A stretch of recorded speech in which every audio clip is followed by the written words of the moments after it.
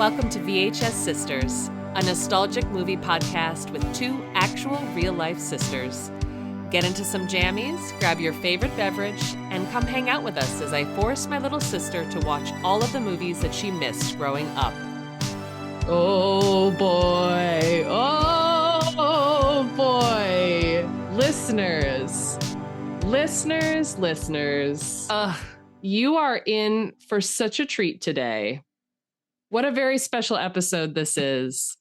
First of all, welcome to VHS Sisters. Welcome. Where this is a very special podcast where an elder sister shows a younger sister the classics of her childhood. And this was one that I have been waiting to show Melanie. I actually wanted to do this in like the first 3 episodes. I was really pushing for this one. And the movie I am talking about is the 1982 classic, The Dark Crystal. And I just want to say right off the bat that I have received so much pushback about this movie. Right out the gate, there was so much reluctance. There was so much avoidance. What would you say? I just really didn't want to watch the movie. I didn't want to watch it. Yeah, I guess I'm really discovering that I do not like puppets that much. Like, I swear I never had a phobia or a fear about them, but it was just like I had attempted to watch this myself. Backstory. Sure. We've obviously been sisters since I've been born, right? So 33 years, correct? That's usually how it works. That is how it works. And I just want to say that we've watched many movies together. This isn't a new concept of you showing me movies. This is the new concept of doing it for a podcast, which I kind of like because now we get to like listen back to, our thoughts, discussions, so on. But right. I've attempted to watch this movie in the past on my own, and I simply could not get past the first 5 minutes. I think it's because I'm so creeped out by these like skepsy creatures. The what creatures? The skepsis. The sepsis creatures is what they look like. The sepsis creatures? They looked so haggard and gross, and I just I couldn't watch it. I couldn't make it through. I said, okay, I'm over it. Like the second they lock eyes with that crystal in like the first 3 or 4 minutes of the movie, I'm like, I'm out. I'm fucking out. I'm scared. I don't like it. I feel uneasy. And I will say I did feel that the majority of this movie. This is why there has been pushback. I've been holding out to do this film for the podcast. I just can't wrap my head around how fucking terrifying they are. All these creatures. I'm really sorry to expose you to my childhood trauma. First of all, I want to start this pod by saying thank you. Thank you. You're so welcome. Thank you so much for taking time out of your busy schedule for setting aside some of your free time to watch this very, I would say, polarizing movie from the early 80s, a movie that I did grow up with and saw at a very young age. And I'm going to say I saw this at 5 or 6 years old, if you can imagine that in the brain of a 5 and 6 year old, and how this imprinted on me. I also had, I believe, the graphic novel. Okay. There was a book version of this, which I was obsessed with because, of course, I loved books, and it was a way for me to experience the movie again. And I was also terrified as a kid, but I was also completely enchanted by the world. And this is the perfect example of high fantasy 80s. There's really nothing like this movie, which is there wasn't, and there isn't. Yeah. I would say that you can't really compare this movie to anything else.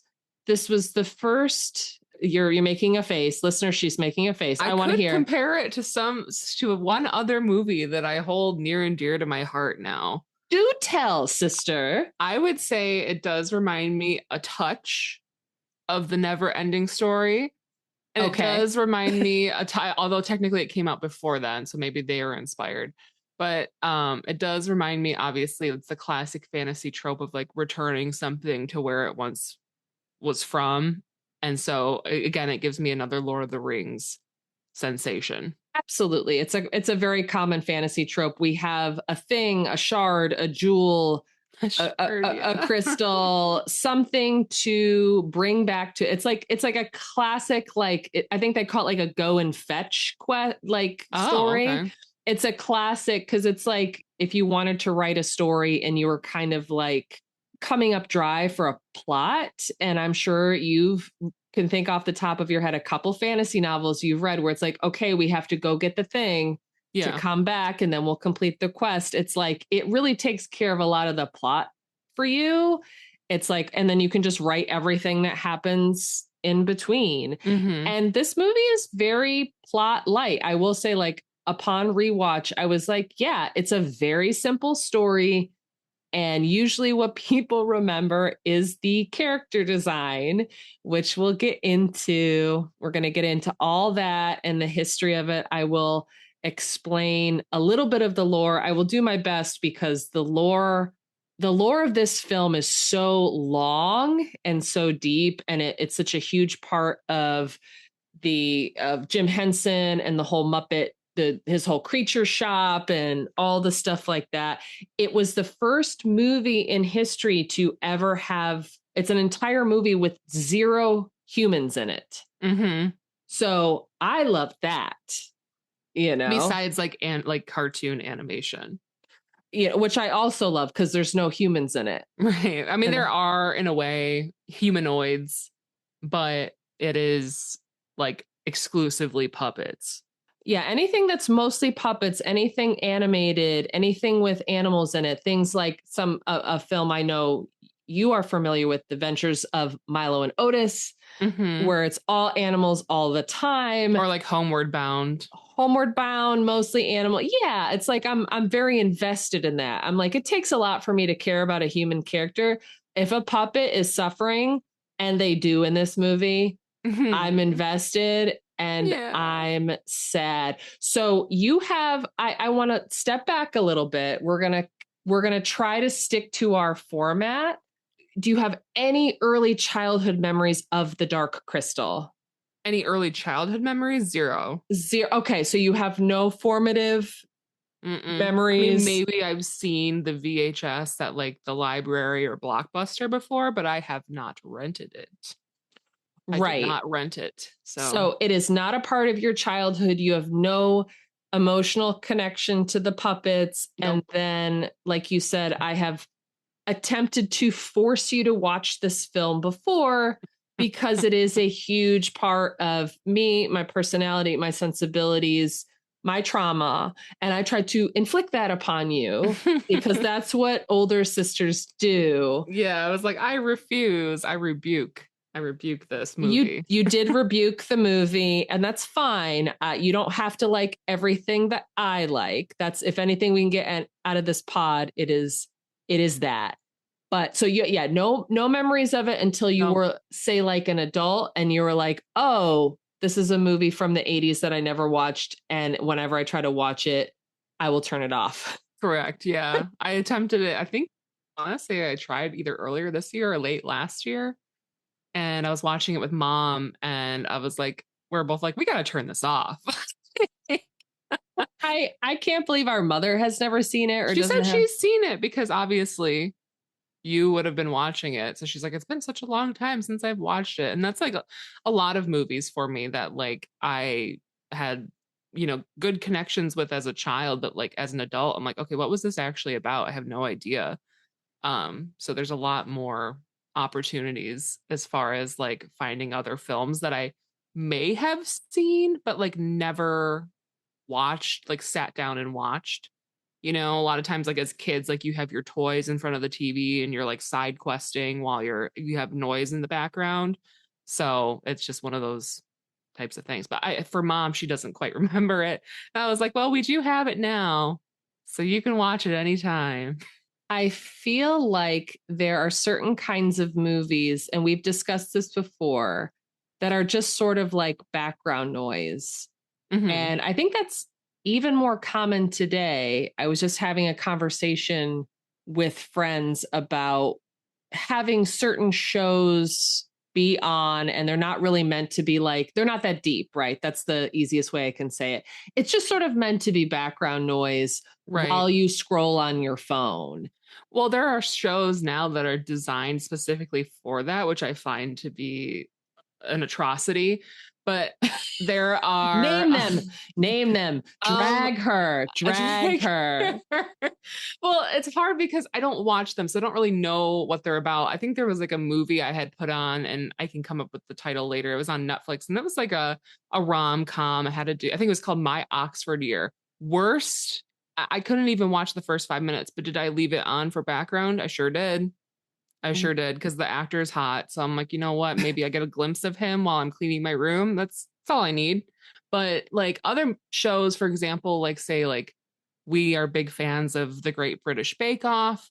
Those are shows that you like will dedicate time to watch. But then like once the novelty, like the episode is over, you know, you could easily go back and just put the old season on or start from the beginning and just have it on in the background. But that doesn't mean you don't love it. Right. And content like that is meant to be very soothing. Mm-hmm. It has a very sort of like hypnotic effect, right? Mm-hmm. I thought of that the other day when I watched a Bake Off episode. I was like, should I just start back at like season 7? Oh yeah. And just let it roll. Let it rip. It's great like for home cleaning. It's great for like doing other tasks if you have it on low in the background. It's just like comfort. This movie is not comfort. No, it's not. That's why I'm like, I can't watch. However, I think that's a great transition because this movie is comfort for me. Mm. And I don't know what that says about me or how my brain works. But if like this is like it's a very dreamlike movie. Mm-hmm. And other than a couple, like there are parts that are incredibly intense and scary, but when that stuff isn't happening, it's very like chill and dreamlike. So I think that's the part that resonated with me as a kid. I have a lot of core memories. I would say like this is maybe one of my first like movie memories is like a little kid. And any person of my age who grew up in the very early 80s has a lot of like core Muppet memories or like Jim Henson Creature Shop kind of memories. I think we were really fortunate to grow up in that time. Yeah. Because it was just and that was something that like, it was like for kids, but there was a little bit of adultness. And this is that a word? Adultness? Maybe. We'll make it a word now. And like going into a little bit of like why this movie happened, Jim Henson was a big believer. So this movie was directed by Jim Henson and Frank Oz. Yeah, I noticed that. I was like, wow, two big guns here for this movie. Yeah, two big guns. You know, we got Jim Henson, creator of the Muppets and Kermit the Frog. When I hear him in interviews, I'm like, oh, it's just Kermit. I love it. And then we have Frank Oz, who of course voiced Miss Piggy and Yoda, and who was the original voice of Agra. Yeah. But they decided to go with a British actress instead because I think that they thought his voice was too Yoda-ish. Maybe so, yeah. And they're like, we can't, and this was around the time when like Star Wars was popping off. So they're like, we can't do this right now. So yes, it was directed by these two greats. I think that the whole thing with Jim Henson is he didn't believe that children should be protected from things like violence and death because that's a part of life. Yeah. And this was his whole deal with The Dark Crystal, that he had this idea that it's like a super dark children's movie. We're going to kind of go back to the flavor of like the original Grimm's fairy tales. And we're going to tell kids what happens when you let religious oligarchs take over. And And you would think showing children this movie back in the 80s would have prevented a lot of things from happening. From today. For today. But no one listened. So maybe that was why I wanted to show it to you. Maybe not enough people have watched it, you know? That could be the issue. Yeah, I don't know. I don't think it was a flop upon release. I do know it had a very rich life with the release of VHS, and it definitely did better in home viewings. It's become like a cult classic. Mm-hmm. I think when it originally was released back in 1982, it was a little heavy. Yeah. But Jim Henson actually, he started formulating the story in the early 70s. So it was interesting that he famously wrote like a whole screenplay while he was stranded in a snowstorm at an airport. This is the lore of the movie. He like sat down and he wrote like this, I don't know, like 100-page treatment. And it was like called something else at the time. The races of the Skeksis and the Gelfling had different names. So it was just sort of like this like mushy, nebulous, like fantasy thing in his head. He just knew that he wanted to do the story between like good and evil. Mm-hmm. He had very ambitious plans for it. He was like, okay, we're going to have no humans in it. It's going to be all puppets. And also he wanted that each of the individual species to speak their own language that is not English. So it all would have been like subtitled. Oh, geez. Yeah. Right. So I'm just telling you, like, Jim Henson's original concepts were incredibly alienating. Yeah. And also, like, can you imagine like trying to read this? Like, you already had a hard time watching. I did have subtitles on, but like, yeah, if I had to just read the whole thing, you'd miss so much of like the visuals that were happening. So it's kind of important to have a good narrator or a good voice actor to kind of push the plot forward, so you don't have to just rely on your eyes for that. Right. And that's a good place to start, because the whole movie starts with the narration. Mm-hmm. You get a little bit of a lore drop in the beginning, like a classic fantasy novel or movie does. Yeah. And we can start to go through it. Like, were you getting the world building right away, like right from the get? Well, that's kind of where I draw my similarities from Neverending Story, is because the castle scene looks so similar. It's like this large, multi-structured castle in the middle of a dark, dusky, field. So I was like, hey, that's the same castle. I know it's not, but I'm just like, look, they're back wherever they were, Wait, so you thought that there was no difference between the ivory tower of the Neverending Story? It just looked similar. And the crusty, dusty tower, the ooky spooky castle. Mm-hmm. And those look the same to you. Maybe. The vibes were similar. The vibes were very similar, especially like when everything was falling apart. True. Yeah. So we go into this movie, everything's falling apart. We go into the other movie, everything's falling apart. So right, you gotta have a problem to solve. Mm-hmm. Right, yeah. Lord of the Rings, everything's chill, and then it starts to fall apart. Yeah, they give you a little action in like the first part of Lord of the Rings, but then it's like very quickly you go right to the Shire, and you're like, yay! I'm just gonna stay here at the end. Right, and I feel like if you can get through that initial lore drop, so you said in the past you've turned off this movie in literally 5 minutes. 5 minutes, yeah. So when you got to that point now, like as you were staying with it, how were your feelings as you let the movie unravel? I was feeling queasy. Okay. I was feeling like just waiting for the next thing to show up to like give me an answer or give me a reason to keep watching. Obviously, I have to watch for the sake of the pod, but I was waiting for, we get out of the castle's like area, and I could be jumping ahead, but not really. It's so quick, where there's like the Gelfling, which to me is that like goblin, elf, halfling? Okay. Yeah, I didn't think of that, but yeah, I didn't even think of goblin halfling, but sure. And then we see the gender fluid puppet sitting naked by the river. And I was like, oh man, I should turn it off here too, Wow. It made you uncomfortable seeing the puppet in the nude? Yeah. A little bit. Okay, that's fine. No, I want to, this podcast is about the truth. Mm-hmm. It's about reality.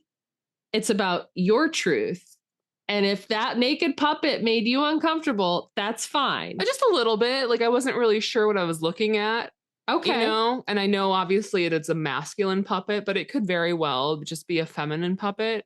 But they do say that he is a boy. But the haircut, very 80s. Right. Like he's almost expressionless. So that part was a little upsetting to look at. Like there wasn't enough face motion in the puppets. Like in the Gelflings specifically, like they are a little emotionless. They're a little frozen in time, which I kind of, you know, honestly, that's kind of the dream, is to just look, you know, fresh for forever. They're like fully Botoxed. Yeah, they're toxed, they're filled, they're shiny. They're snatched. Yeah. And I was like, okay, I can appreciate that. But, you know, then it goes into like immediately you go to these other ugly ass creatures, which are the mystics, I believe. Wait, you thought the mystics were ugly? The chilled, like, yes. Okay. They're so ugly. They look like a dinosaur. They remind me of like Alf. I don't know. They are. I've never thought of that, but you are correct. They do have a very elf-like demeanor. Mm-hmm. Wow. So I was like, kind of like, they also have like sad, melty face. And I didn't find that comforting, but obviously like he lives with them, and Jen has to go and talk to like the oldest one who's dying. Yes. So that's traumatic right it there. Is. Yep. You're like, oh, okay, master, or like person who raised me. You're dying now. And he's like, okay, just walk one day towards the sun and you're gonna find some answers. So I'm like, okay, I'll tune in for this part. I haven't seen him walk very far. Yeah, and right away we get the hero's journey, right? He's presented with this quest. His master dies, so he has to like fulfill. We don't know why, he hasn't been told this before, but I guess on their deathbeds people say a lot of crazy shit. Sure. And he's presented with this quest, which is he's the chosen one. Jen is the chosen one. His parents have been murdered by the Skeksis, who've taken over all of Thra, which is the name of the world. I didn't even know that. I didn't catch that.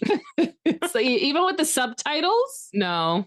Thra. Fun little fact. It was originally supposed to be Mithra, sort of like Mithril, you know, like we hear about in Lord of the Rings, but I think they thought it was too similar, so they just cut off the word. They're like, it's Thra. It's Thra, which is like a fun way to make an idea your own, just like adjust the letters a little bit. Mm-hmm. So yeah, we're presented with that hero's journey right off the bat. Jen's parents have been murdered by the Skeksis, who are the current rulers of the land. And now he has to go off and find this crystal shard so he can heal the crystal. And and everything's laid out in like the first 10 minutes. It's pretty neat, but you got that, but you were mostly traumatized by the creature design of the Gelflings and also the mystics. They were not to your liking. And don't forget my least favorite of all, the Skeksis. Okay. What is it? It's Skeksis. Skeksis. It's to me, I think it's like a skeptic, you know? And then we have the mystics. I will say, just like touching lightly on creature design, and we're going to talk about the production stuff as we like go through the summary of the movie. But I will say that the Gelfling design, at least Jen's design, is not quite there. Yeah. I will say, like you said, he is a little frozen. He is a little snatched and toxed. To say, he doesn't really emote enough. No, not at all. So much of acting, even with a puppet, it like comes through the eyes, and he does look a little flat. Mm-hmm. So I will say that he was, I believe Jen was puppeted by Jim Henson and somebody else did his voice. The mystics, the the droopy elf creatures, as you described them. To puppet them was extremely challenging. They hired a lot of acrobats and circus performers and clowns, like theater people, to get into these puppets. And they had to basically walk on their haunches. They had to be like crouched down. So every mystic you see, imagine like inside that puppet body is a human, basically like with their butt sitting on their heels, like duck walking. Oh yeah. Basically. Ugh. And it was so strenuous that they had to like take a lot of frequent breaks to film these scenes. It was very, very taxing. So at least you can appreciate the hard work of the Henson puppeteers. Mm-hmm. So yeah, no, that's pretty much the start of the movie. Like Jen gets handed a quest. He's got to go get the shard. You didn't like the Skeksis. You thought they were gross. Yep. And I think yeah, like, yep, nothing else to say. And the about one that fucking melts in the bed, like crumbles in the bed. Sorry. No, it's okay. No. It was so gross. I'm like, oh no, like you just instant die. Like you're gone. You've instantly, like, you've crematized yourself, if that's a word. Right. He's instantly cremated. And I wrote a note that I said, this is pure nightmare fuel. I think it's meant to be nightmare fuel. Like, you have a dying emperor. He's clinging onto life for as much as he can. He's just like this old fossil. Everyone just can't wait for him to die so they can take up his scepter and be the emperor. And he goes like so violently. Yeah. And I think, we can talk about metaphors. I know we love to talk about themes and metaphors, but there's just like this violence in which the Skeksis do everything. And even in death, like, they don't go quietly. They're like, they're gonna hold on with everything that they got. Whereas when the master dies, right? So clearly there's that parallel, like the emperor's dying and then the mystic master is dying. Oh yeah. Right. That's why I was saying, like, I think that Skepsis. I'm gonna keep this all in, by the way. I am not editing this out. I just can't say it. I don't know. Anyways, those people, you can call them the Birdmen. I wanted to call them the vulture people, because that's what they look like. They look like a vulture. But like they are like equal parts to the mystics. Right. So in my mind, I'm like, okay, it's important to have two things, like a skeptic and a mystic. You have to like fact check or like consider all information, but you should also be free to like seek information. So it's like kind of good to be both. I think they present that theme pretty quickly, and unless you're like not paying attention, like you totally get it. It's like you have two extremes, right? You have grasping, greedy, these sort of like power hungry maniacs, and then you have people who are like too chill.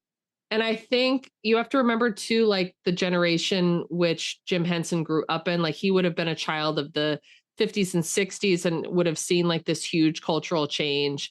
And you have people like really fighting for change. And then also like the whole Summer of Love, the whole hippie movement, and then how that sort of turned sour in the 70s too, because people are just like, yeah, man, just like take drugs and fucking chill out, my dude. Don't worry about nothing. And like people realize that like that doesn't work. No, you can't just have all of that. There needs to be a balance. There needs to be a balance. So right away we get that, oh, okay, these two creatures are clearly balancing each other out. And when the Skeksis emperor dies, it's very violent and he crumbles into, like you said, he just instantly cremates and is gross. Metal. Whereas the master just kind of like twinkles and fades away like Yoda. Yeah. He's like, okay, bye. And I'm like, that's a nice way to go. You're just like, peace out. I turn into Starlight, Yep. on my way out. That's it. And it's like real peaceful because you accept nature and you're not trying to like cling to life. And that's a theme I just want to bring up right away because it's very top of mind to me. Like all of this very, I think, prescient messaging and it doesn't come across like too preachy, but talking about like the inherent dangers of like clinging to youth and like trying to like squeeze everything you can out of this planet just to preserve maybe like a couple more years of your life is really interesting. And I was rewatching it the other night and I was just like, this is some heavy shit to lay on kids. Right. And it's like, at what cost, you know? At what cost, children in 1982? So yeah, we get presented with the death of the two elder creatures. Jen's off on his quest. He has, do you remember like, you know, where he ends up pretty quickly once he's presented with his quest? Yeah, he's supposed to go see, is it Agra? You got it, baby. That's Agra. She my girl. Yeah. At first I was like, oh God, like, I don't know if I like her either, but I found her to be more visually appealing. I know she's supposed to be a creature. She kind of reminds me of like a hag or like a wench or something. Like a bar wench, because she's kind of sassy. And I love Agra so much. I know she's like ugly in the typical sense. You know, she's not what we would call a conventionally attractive, but I just think she's so cool as a puppet. Yeah. She got those big naturals out in front. They're swinging low. She does not wear a bra. She got no time for that. She's just wearing her muumuu, and she's got an eye that she can take out of her face and like look around with, which I find like that's really cool to be able to do. So cool. Is that like a gyroscope? What do they call that? A gyroscope? Pyroscope? What is that? Yeah, like in a submarine. I know what you're talking about. Totally. I love Agra. I love her whole deal. Yeah, she's just like, she's got no time for anybody's nonsense. I love every time she sits down, she like groans. And I'm like, girl, I feel that. She just like comes down. My knees. She just like groans and crouches. And she's just, I don't know. I think she is an awesome character. I'm obsessed with her. I'm obsessed with her whole, it's called an orrery. Okay. It's I guess how would you describe like the place where she lives with the big machine inside it? I would almost call it like a laboratory. It looks like to me like something, because she has that big universe display.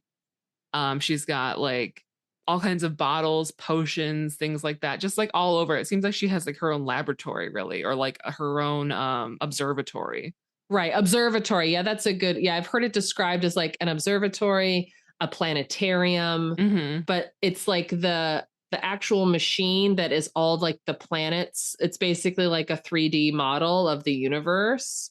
The word for that is called orrery. And I think it's so cool. It's like ORRERY, I think. It's just this really cool, it's just a cool set piece. And every time I watch it in the movie, even though I've seen this movie so many times, I'm just like awed at it. I'm like, somebody built that. They're like, that's not CGI. So it's just cool to see. It's like a physical thing that could like hit the actors, like if they weren't ducking low enough. There's actually some really cool, and I'll send you we haven't talked about the documentary. There's a very cool free documentary that goes over all the production details. It's free on YouTube. I will link it in the description. Okay. And I'll send it to you. There's some very cool footage of Frank Oz puppeting Agra. Frank Oz was the puppeteer for Agra, and he was going to voice her. But like I said, they got somebody else to do it in the end just to make her sound a little different. Yeah, that whole scene rules. And I love how like it's such an important thing that Jen finds this crystal shard. And Agra literally has it in a basket with like, that's like me with my bag of crystals here. I'm just like, yeah, sure, whatever. Which one you want? Yeah. Like which one calls to you? And like, he does this little ocarina thing and that's the way he finds it. So yeah, I mean, yeah. Any other thoughts on Agra and her whole deal? I mean, I do like her a lot.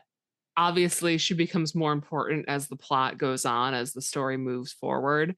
But no, I don't. I just have a thought of like what happens while they're there. Oh, what would that part be? Well, when they get invaded by like my other biggest fear, these like cockroach creature things. Oh, that was very hard to watch as well. Are you talking about the Garthim? I am. Hell yeah. Speak more on that. Tell me your thoughts on the Garthim. They're gross. They have, this is like a 2-word review. They're gross. That's Melanie's review. It's gross. Yep. The end, everyone. All right. That's been a good show. Yay. Yeah. So it's like, they look like beetles, but they've got almost like what are those things called? A crawfish body underneath. So they've got like the little spindly, creepy legs, and they've got big claws and beady eyes, and they look like a cockroach, a beetle, and a crawfish combined. And I do not like any of those things. So this to me was more nightmare fuel. I'm like, I can't be attacked by these monsters, but they're a little bit clumsy because they're so big, probably. Obviously, you see flashbacks too, where like they were the ones kind of taking over the world and killing the Gelflings and so on and so forth. So they've obviously played a big part in making the world what it is today. When they break into Agra's observatory, she's, overwhelmed with them because they're stomping around, ruining her inventions, her tools, and things are getting set on fire. And like they clumsily knock Jen over and he's able to escape. So they're not exactly the best like apex predator, but they are there. Yeah, I think they weren't taking over. They've always been sort of like working for the Skeksis. Right. They're basically like the foot soldiers. Mm-hmm. So they're like tanks almost. They're like tanks. Yeah, they're meant to be sort of like military force, I think, because of all the armor. I will say I do know more fun trivia that the inspiration for the Garthim that came from Jim Henson seeing leftover lobster shells at a seafood restaurant. And he looked at these tails, which had been like stripped of their meat, these tails, and he was like, that would be a cool puppet. And that's what he made. And it just goes to show, in order to be creative, you really got to notice things. Yeah. You can't be looking at your phone all the time. You gotta sit down. You gotta look around, observe. No, for real. And then you look at some garbage and you're like, wow, I could make a disgusting puppet out of something that looks exactly like that. So I think it did its job. It did, like, scaring you. And wait, do you not eat lobster? I do. I'm just not like, I'll eat a lobster roll maybe like once or twice a year if I'm lucky. I do like seafood, but I would rather eat crab. I think it's more sweet and buttery. Sometimes the lobster can be a little, I don't know. It's just kind of bland until you throw a pound of butter on it.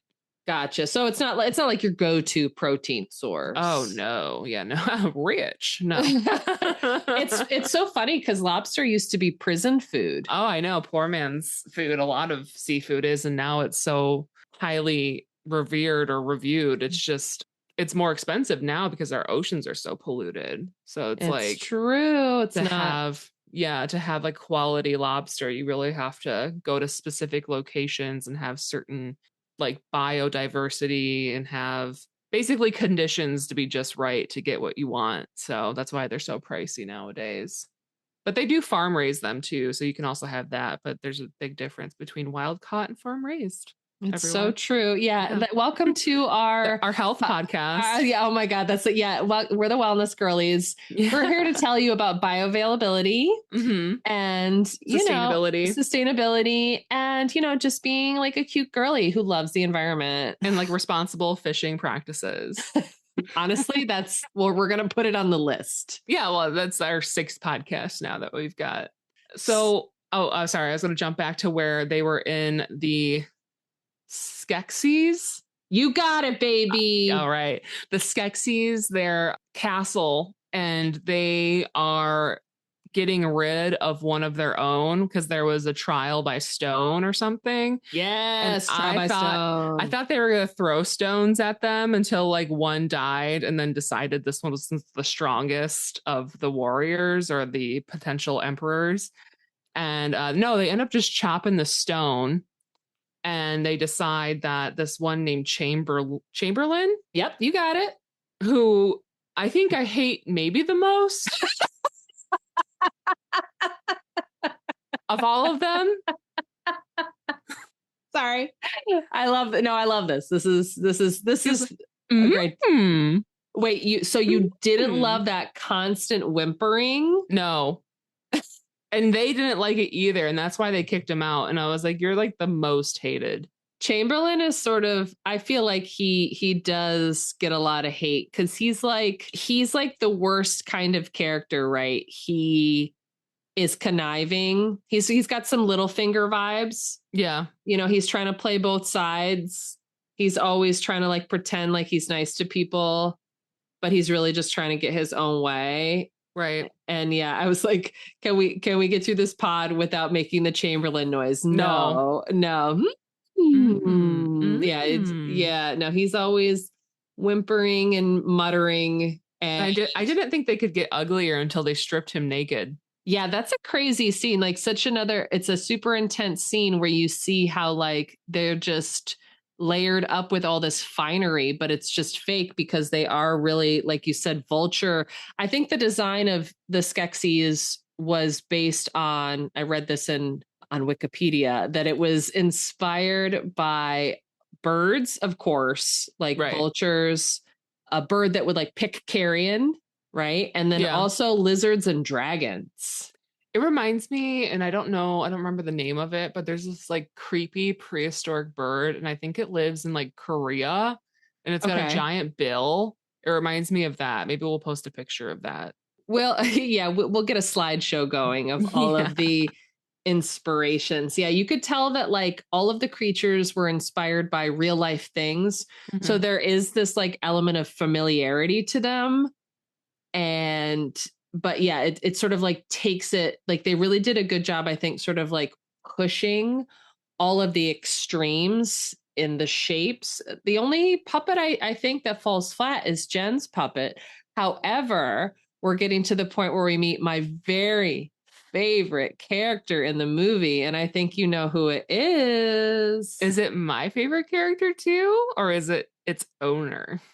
It's owner, but we can definitely talk about both, because when Jen is basically thrown out of the observatory, he lands, or he makes his way to this very lush, talking about biodiversity. Yeah, I did write that in my notes. You want it like, I just want to talk, this might be my favorite part of the movie, where there's just this like very long scrolling shot of the environment, and you're realizing that like this thing that looks like a plant is something that's alive, and it becomes like an animal. And it's just like, the movie is not afraid to be sort of like quiet and just like let you see all this cool shit. So I love that. And there's all this peace. We get all this peace when Jenna's like chilling out in this basically rainforest. And then we get a huge jump scare.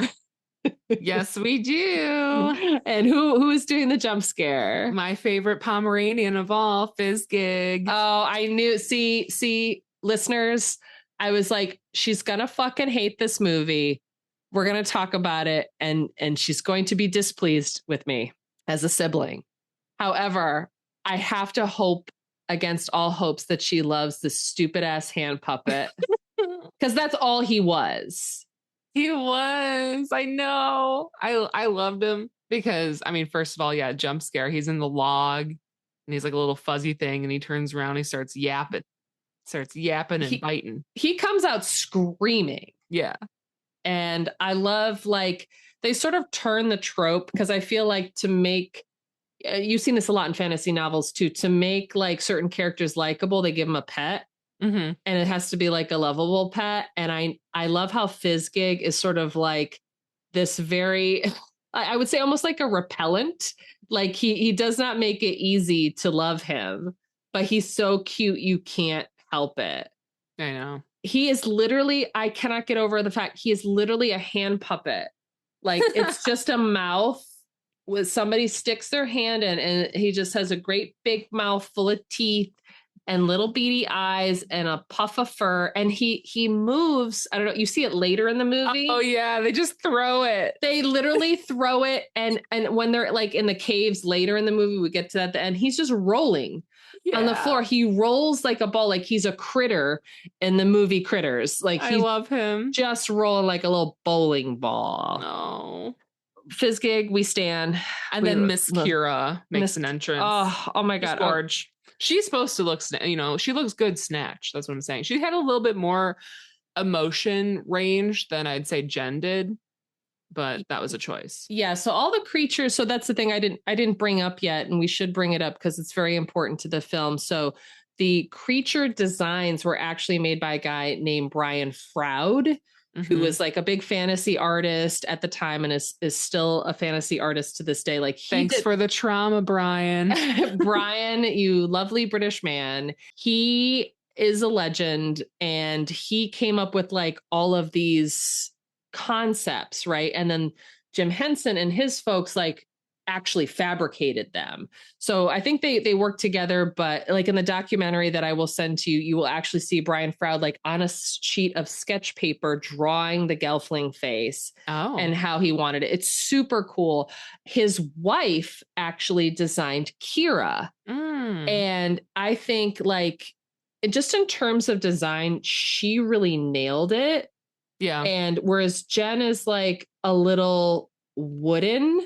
Yeah. Kira is just like, she is just so gorgeous. And I cannot overstate, like, as a kid, what, like, when people ask, like, what do you want to be when you grow up? I was like, oh, I want to be Kira from the Dark Crystal. Everything she was like beautiful. She had long white hair, which is like such she looked like a walking highlighter stick, She just very glows. Ethereal. She's like wafy. She's ethereal. She, we find out later she has wings. Yep. She's smart. She's kind. She's just beautiful. She's just everything. And she's like, I can't, this is just going to become like a Kira love fest. I loved her name.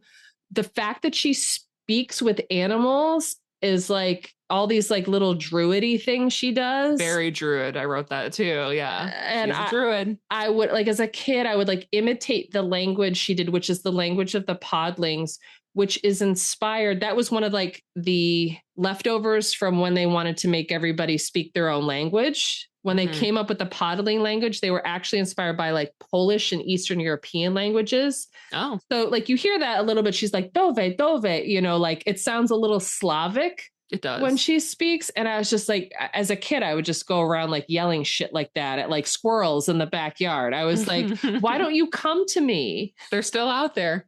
Why come to me? I'm your friend. Yeah. Kira is literally everything. Her designer was Wendy Froud, who, she was married to Brain Froud, and she really knocked it out of the park with that very like feminine, ethereal design. So I think, big improvement there. Yeah, we learn about Kira. They do their little hand fasting. They become friends immediately. Don't you wish it was just that easy? I wrote a note saying that this dream, they call it dream fasting, I think. I'm like, this would be so convenient for like dating, online dating. Like, let's see if this works really quick. And then like, no, see ya. We're good. Exactly. No, that's exactly what I thought. I'm like, wouldn't you just like to hold hands with somebody for a minute and be like, okay, we're good. Yeah. Or not. Or maybe we'll go on this adventure together, And they did have a lot of things that were so similar because both of their parents were taken from them. They were raised by a different species. Yep. And they've grown up to, become who they are today. Both a little bit bold and adventurous. I'd say more so Kira than Jen, although he does obviously have to go on an adventure eventually. She is, she's very kind. I love that in the species description, it's like he asks about the wings and she's like, well, you're a boy. You don't have wings. I live for that line.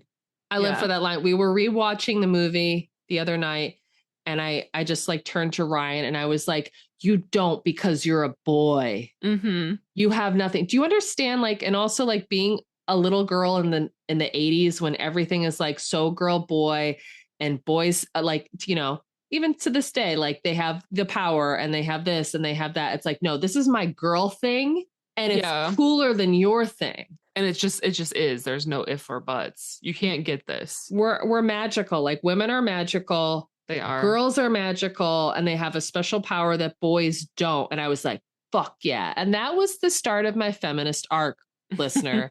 I will say, you know, we've already spoken about the Black Cauldron, and I want to draw just like a quick parallel. I was thinking a lot about how it's similar that like we have a boy protagonist who's actually kind of useless. Yeah. And he gets like a thing. He's allowed to have like the thing, you know, the sword, the shard. And but he, you know, he doesn't do anything really special. Whereas like the girl character who's clearly meant to be a support character is just like so much better. Mm-hmm. And I just thought that was interesting. It is. And I will say when I first saw her appear, I was like, oh my gosh, like now they can continue the species because they're like the last two of them, essentially. Yes. So I was like, here we go, guys. Yes. You're like, yo, start fucking. Now it's time. Now it's time. Like, and like, yeah, even if you don't like the person, it's like, you better procreate.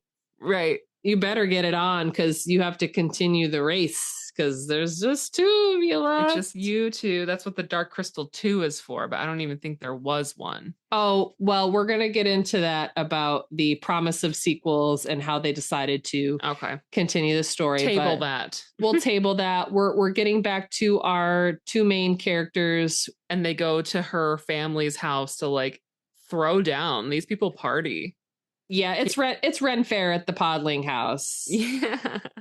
I will say the Podlings, they kind of reminded me of like those like 1960s troll dolls. But if you put one in a microwave.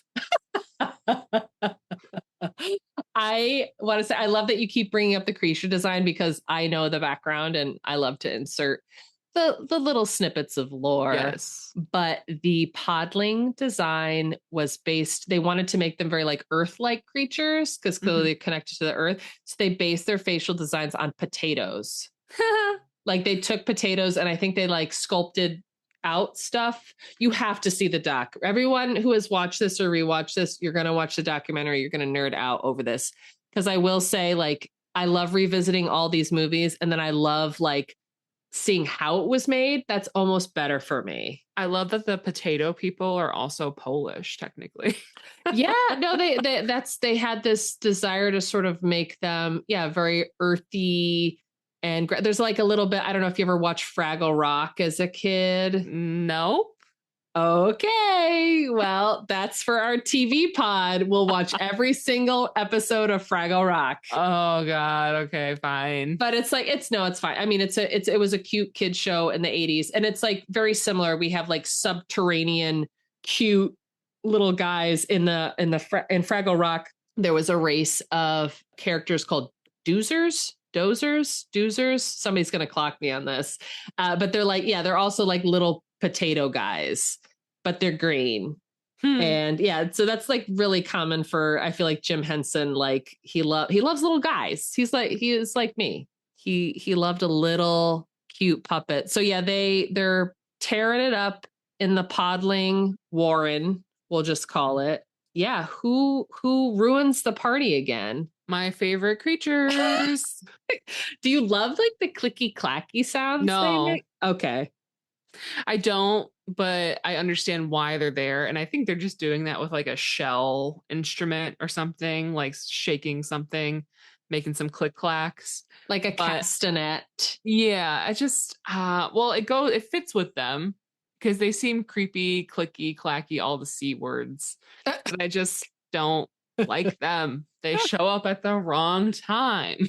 They always wreck it. Yeah. I remember as a kid being so angry when they ruined Agra's house. Yeah. That was like a huge like rage trigger for me. I'm like, why would you mess up somebody's house? Like it's even more, it's worse than like actually hurting the person. I'm like, that's their stuff. Right. You know? And it's useful stuff. Like we could use that even after they're gone, you know?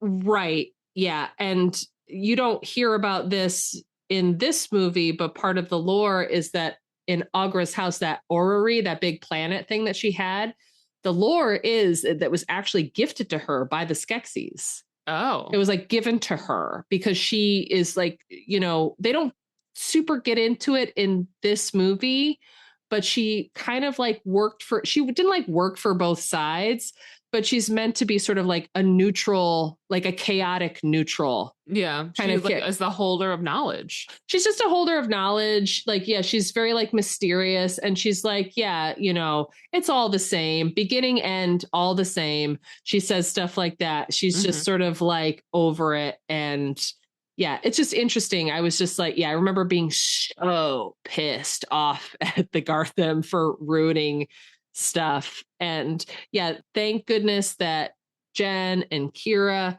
get out of there. And I love that Fizzgig is defending them. You know, he's barking. He's snapping. Fizzgig causes some problems, but I will say Fizzgig is loyal as fuck. And he's out here snapping at these Garthim. He doesn't care. Oh, yeah. It's always the little ones that are the most like ready to take on this giant foe. They manage to escape. Jen stabs a Garthim with the shard. It makes a crazy noise. We get the sense that it is this very like magical thing if we didn't already know that. Then they end up in this like abandoned Gelfling village, which very much reminded me of the Neverending Story. Yeah. Right? Like we keep seeing these parallels. I don't know if you saw that as well. I did. That they're looking over the ruins of this old place. And I feel like we've been presented with a lot of works where it's just like, oh, here's an abandoned place with like the lore on the wall, just like an easy way to explain the story. Explain the story. Right. So that happens again. We come to understand that, like, you know, with everything that's going down, this great conjunction that is supposed to happen, which I don't think we mentioned before, but it's fine. Yeah. Where all the three suns converge. They meet each other in the sky. Right. Yeah. So like we've got like a time cap on this whole shard thing. Like we've got to repair the crystal before the three suns meets. And it's in the ruins when they're like learning about all this. We're getting this lore dump like more than halfway through the movie that we meet the Chamberlain again, who Melanie is shaking her head. She really dislikes. My least favorite. He's not great. Yeah, no, we see that he's been like kind of in the background the whole time. He prevented the Garthim from attacking Kira and Jen at the Podling party. And then he shows up again while they're going through the ruins and he's like asking for peace. And he's like, come with me. It's all good. You just know he is plotting something. Yeah. And at first I thought maybe I was convinced by him that he would have been like good in a way, because maybe he wanted to like defeat his brethren and be like, I don't know, like the only remaining one or something like that. Or maybe like he could like redeem himself into more power. Obviously, that's what he tries to do eventually by like, he wants to bring them in so that they could like give him clout and like recognize him. Yeah, right. You were unsure of the Chamberlain's motives there. I was very unsure. Yeah. I was like, maybe you should just go with him. And then Jen's like, no, we're not. And Kira's like, wait. and then let's try. And then as soon as they leave, you hear his like voice turn and you're like, oh yeah, this guy is like, he's got some other agenda. He's not committing to the heel turn. Well, he's not Yeah, he's going to still, you know, like most men in power, he's going to fall in line. He's going to fall in line and just protect other men. Right. Yeah. Lame. We've seen it before and we'll continue to see it to the end of time. Yeah. So like to escape, they realize they got to like go to the castle. They got to like step up the pace of this quest. It's a little, I wouldn't say it's like episodic. It definitely follows like a linear storyline and it's like relatively straightforward, but she was just like, okay, now we got to get somewhere quick. let me call these. Wait, she's already shaking. Listeners, she's already shaking her head. What are they called? They're called Landstriders, okay? Mm-hmm. How did you feel about the Landstriders? Why would like a bat sloth thing be a Landstrider? I don't know. They didn't go quite fast enough. I thought they were gonna fly. You thought they were a inefficient mode of transportation. Yeah, 100%. I love them. I think they're beautiful. I love how she calls them. It's my favorite scene when they jump up. You can tell for a second they have like a little human actor in the puppet get up on these big Landstrider puppets. And my favorite thing is when Fizzgig wants to come along, Kira's like, "No, Fizzgig, stay." And Fizzgig screams. And she's like, "Fine, come." And then you can tell a PA literally chucked this puppet. Just like, they're like, "Here, catch." Just like threw Fizzgig up on this Landstrider puppet, and I crack up every single time. God, it's just a ball of hair. It's just a ball of hair. It's so fun. It's very like not serious in a movie that's very serious, and I love that little moment of relief. Yeah. And then we meet the Landstriders, and I love them, and then they die so fucking quick. Yeah. And that's another moment of trauma for me. It's like the fact that, again, these Garthim, your favorite puppet, they've captured all the podlings from the Warren, and they're about to like take them to, we didn't even talk about the most traumatizing part of this movie, which was probably a couple scenes back. But why did they need the podlings, Melanie? Why did they need them? Yeah, why do they need why did the Skeksis need the podlings? What do they use them for? Oh my gosh. To do the slave transformation thing where they like suck the life force out of them. That shit was straight up horror. It was like watching their eyes get super wide and the red lights coming in and sucking their soul and the juice is going into the bottle. It was just like, it was too much. Yeah, that was gnarly. I wrote that scene is gnarly. That scene is gnarly. I mean, just imagine watching that at like 5 years old. Ugh. And you'll know a lot about me and why most things don't bother me for the most part. Because, they started me off strong watching little podling puppets who, again, are just sort of like made to be loved, right? They're very lovable creatures. They're harmless. They're sweet. And the Skeksis realize like they can drain their life force. They can make them into slaves. A lot of heavy themes, again, like fascism, slavery, genocide. It's all in here, right? It's all relevant even to this day. But they realize that they can take this essence that they suck from them using the crystal to drink. And it's basically like, I was going to say it's like the substance, but it's like 5-second Botox. Like they get like stem cells. Yeah. No, for real. Yeah. They get stem cell therapy, but it only lasts like 5 minutes. And then I just remember as a kid being like, wow, such a fucking waste. Like they just like killed somebody and for what? So like, it just doesn't like work. But these Skeksis are so afraid of death that they're willing to like destroy other creatures just to like give themselves a little bit more longevity, which really doesn't matter. I don't know. Like it was definitely traumatizing. How did you feel about that scene? I was traumatized for sure. It's horrifying. It feels like metaphorical in other ways too, but I just didn't like seeing like the life sucked out of this innocent puppet. It was like a baby almost, I didn't like they have the scientist Skeksis who's in there who's like performing all these experiments. There's all these caged animals in there. You can tell they do animal experiments. It's just like bad. Like this is like all the stuff that they programmed in kids of the 80s be like, by the way, testing on animals, bad. Hurting people who are weaker than you, bad. Like this sucks. Yeah. This clearly sucks. Yeah. The whole like essence draining scene, they clearly were like using like these bladders or whatever to like basically like suck the puppet's face in.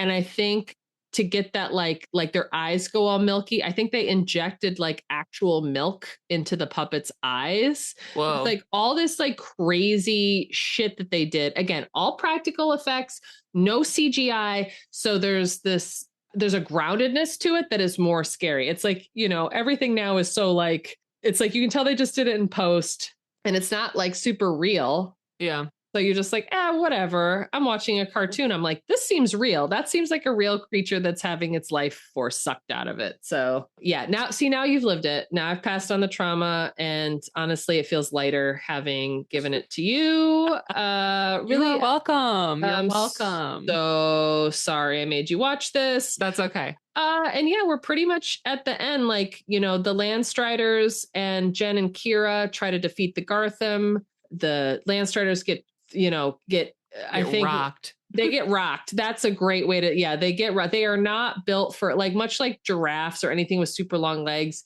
It's going to be super easy to take it down. Mm-hmm. So yeah, maybe not the best thing to go into battle with.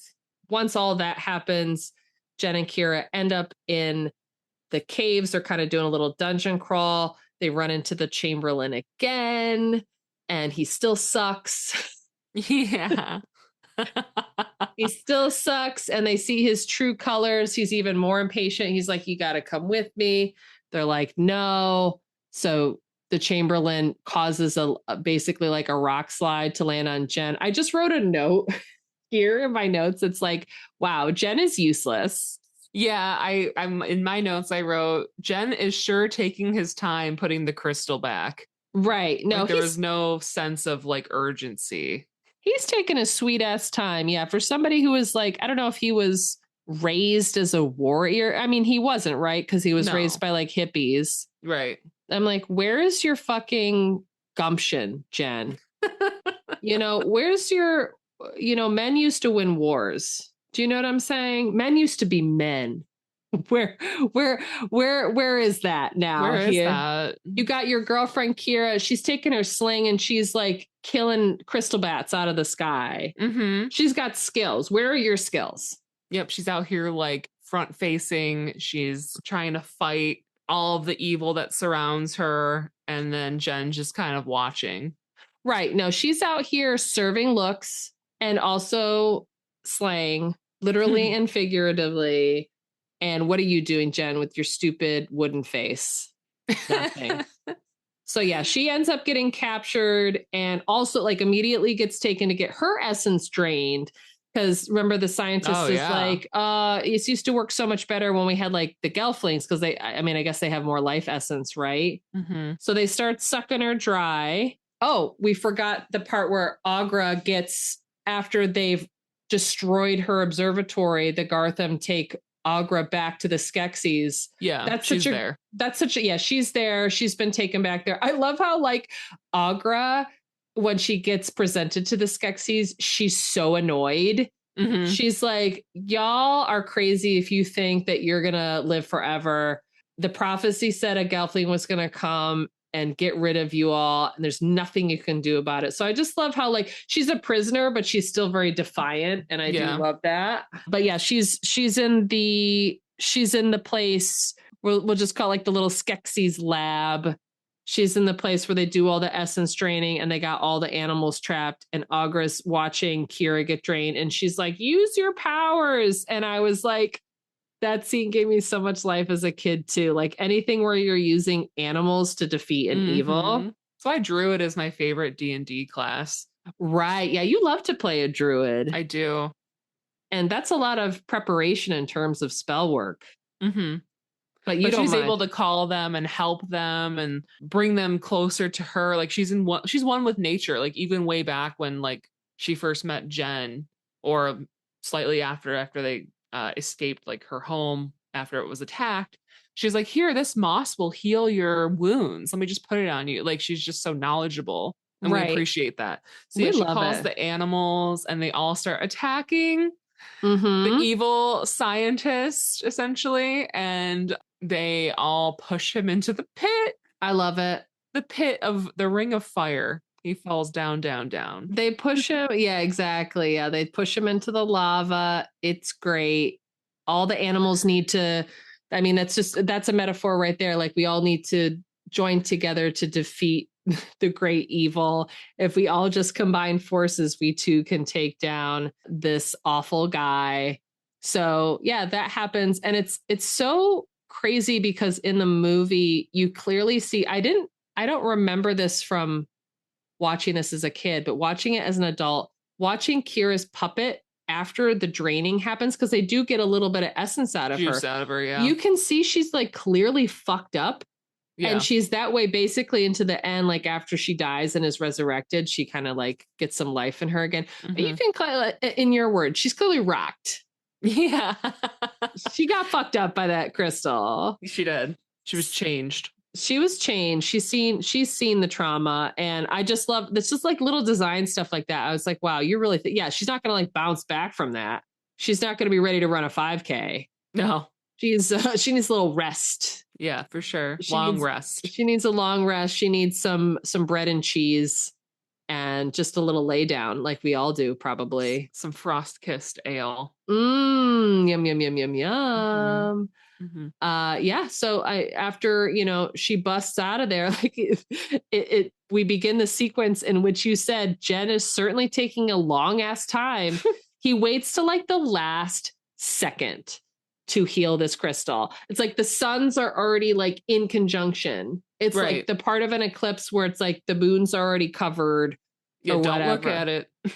And he was just told like he has to heal the crystal before that happens, but he waits until it's literally, he is such a procrastinator. And then like Jen gets, or I'm sorry, not Jen, but Kira gets stabbed and like watching it happen. And I'm like, you could have prevented this maybe like, I don't know, 15 seconds ago if you put this in there and got on with it. But no, we just wait until she gets stabbed. They fucking kick my favorite, Fizzgig, into the pit. Kick him in the pit. And I wrote, this movie gets a 0 out of 10 for that. Yeah. Like, if he didn't make it out of that, I was like, this fucking sucks. Yeah. I wonder like if they really killed Fizzgig and maybe like the first showing. And then, you know how they do like, what is it called? Like early screenings to get like an audience review. They're like, you can't kill that fucking dog. No. Right. Like you can put him in danger. And Agra saves him, actually. Agra's the best. Agra's my girl. She fucking rocks. Like all the women, honestly, all the women characters, female characters in this rule, and the animals. All the men suck, and that's it. They're just useless. They're useless and they're garbage. Yeah, no. Jen waits to the last second. Kira gets stabbed. She's the one that throws the crystal to the shard, so he's on top of the crystal and he's ready to do something, and she's the one who saves the day. And as we were rewatching this the other day, I was like, as the crystal was like spinning through the air after Kira threw it, I was like, don't fuck this up, Jen, even though I've like seen it a million, I know how it ends. And I was just like, Jen, if you fuck this up, go kill yourself. Right. Just imagine if the movie, like they changed the copyright on it and they added it and you're like, oh no. Oh, it's a surprise. Yeah, it's a very intense ending. Kira straight up dies. Well, and also the mystics enter because they make the trek across to go back to the temple for this conjunction. Yeah. This solar event. And so yes, they're there and they start lining up around the crystal, and the Skeksis also are kind of lining up around the crystal at the same time. And once he inserts that shard, the light goes up, everything starts happening. Things are getting oopy goopy. People are falling apart. The world starts crashing down. Like it's like a really epic ending in that like there's a lot happening all over. Obviously, we're assuming that Kira dies, at that point. Straight up, yeah. And the Skeksis and Mystics combine. Yes. And become one, which I said, holy shit, they're morphing into tree gods is what I thought they looked like. Yeah, that's cool. I like that take on it. They're supposed to be like trees. Yeah, and then they're all like white, and a lot of like the eerie creepiness of the castle kind of goes away. Right. The land is healed. I always thought, so they become one creature, right? That you realize that when the crystal broke, this one species became two and they were split. Mm-hmm. And you had the evil and then the good, and then combined, they are this different creature. I don't think that they say it in the movie, but they're called Urskeks. Okay. That's like the actual name of them. And yeah, they are very creepy looking, sort of like tree house, crazy scarecrow Halloween looking things. Mm-hmm. But also like really fierce. Yeah, there's a lot of themes of like different parts of yourself joining. Mm-hmm. I think, and this might just be a rumor and somebody can correct me on this, but I think that Agra too is supposed to be sort of like a trans-coded character. Like she's very masculine and then also feminine. And I feel like there's something about like the joining of the two creatures too that is like, I don't know. There's a lot it's all of within us, Right. Like these two different parts, and it's the like fluidity of life. The fluidity, and like in nature too, because that's something that I feel like gets argued a lot about this day, that like, oh, there's only like straight heterosexual things in nature. And it's like, if you know anything about nature, that is not true. Trees are asexual. There's animals that like switch gender. Mm-hmm. Like there like a are seahorse. Right. I love that like conservative people will always sort of use nature as like a gotcha. Mm-hmm. And it's like, you've just proven to me that you've never read like a single fucking book you in didn't your pay life. attention in like 4th grade science. Right. You're only like interpreting in a way that makes sense for you. Mm-hmm. And you're wrong. And you're ugly, probably. So suck my dick. Suck my dick. That's the first time I think I've said that in this pod, and I'm honestly shocked that I haven't said that yet, but you're going to hear it a lot from now on. Now that gloves are off. It's like, suck my sister's dick. That's it. That's all I have to say. And so, yeah, everything's good in the end. Everything's healed. Fizzgig is fine. Jen presents what did you say they were called? I'm sorry. Urskeks? The Urskek with Kira, and he's like, hold her close, and she comes back to life. Yeah, it's like you can't have her stay dead. No. And then I wrote for my note, I go, wow, no epilogue. Okay. No epilogue. It's like everything's fine now. And it's interesting because you asked about a sequel, and there was a lot of talk about a sequel. I think that they wanted to really expand upon this universe and just never did. Mm-hmm. I don't know if you know about this, but in 2019, Netflix did a prequel series. I think I recall that. Yeah, I didn't watch it, but I know the time before the pandemic is very fuzzy to us all. Because I had to look at it. I was like, what year was that? And I'm like, I remembered watching it. And I'm actually in the process of rewatching it now because they really get into the lore. That's how I knew about like the Skeksis giving Agra her orrery.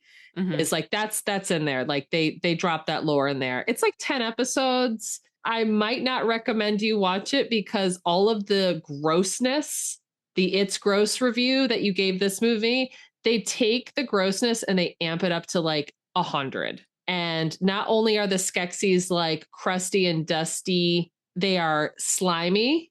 Ugh. They add a lot of mucus and pus to them. No. And yeah, I know it's a little hard for me to watch too. I'm not a big fan of anything goopy. I mean, honestly, like it's just some things I can watch, some oopy goopy stuff, but like oopy goopy plus puppet, that's a lot. They put the fake mucus and the pus all over the Skeksis, and it is hard. It's a hard watch, I will say. And the tone of it is a little dour. It's beautiful to look at. They really do up the ante on the Gelfling puppet. They redesign them a little bit so they're a little more humanoid. Oh, okay. So I would say like watch maybe the first episode of, it's called Dark Crystal: The Age of Resistance. It's on Netflix. It's 10 episodes. If you want more of that lore, that's one you still puppety. Like, is it like all 100% puppets? Okay. Oh, cool. It's 100% puppets. And then they have more money. They have like Netflix money. So they really like go for it in terms, and they do use some CGI, like stuff you can just tell they have to create this big landscape or whatever. It's like, okay, now we have the technology, we can pop this in there. Mm-hmm. Brian Froud and his whole family were very active in, they're still like a part of it. The original creature designer was still a part of it. So yeah, I think it's worth like watch one episode, see if you like it. If you want like a prequel, I will say maybe as an incentive, about 80% of the actors who voice the puppets are from Game of Thrones. Oh, okay. Yeah, they get, and it's fun. It would be fun to watch you watch. Maybe we'll save it for when you come to visit. Okay. It's fun to guess. There's a lot of, you're going to be like, oh, that's so-and-so. And it's cool because they're all like really good actors doing the voiceover for these puppets. And I don't know, it's not, I would say, essential, but if you're invested in this world, it's worth a gander. Give it a gander. You know what? Give it a gander. What else are you going to watch? Emily in Paris? Ew, no. Never. Drag her. Darren Star, your time is done. Your time is done. Yeah, let's watch. You know what? If we're going to watch trash TV, let it be a puppet. Let it be something creative. Yeah. Yeah. Any other thoughts on this beautiful film? Do you have any questions for me? Anything about my lore that you want to know? You don't have to be curious, but I just wondered if there were any unanswered questions from this fine film. Not necessarily, because I think it kind of answered everything in the end. Right. Which was nice. It felt pretty solid, and I can go ahead and give my review. You'll probably be pleased that I did enjoy the film. Okay. I couldn't tell through this whole episode. I could not tell. I know. I did enjoy the film. And I want to say that, getting past some of my fears probably is beneficial. Absolutely. I liked it a lot more than Neverending Story. Wow. So Neverending Story is still bottom of the barrel. Bottom of the barrel. I'm gonna give this one a solid B. Wow.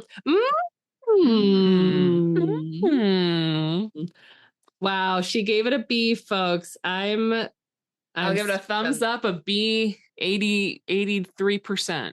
Wow, that is way, way higher than I thought you would rate. It's because everything kind of fell into place. I liked the ending.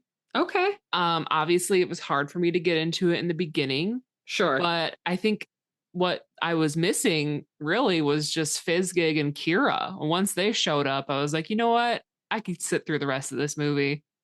They really are like the heart of the movie. And it just shows me a lot of like what I like in characters. Mm-hmm. It's like, we got to have that feminine fantasy energy.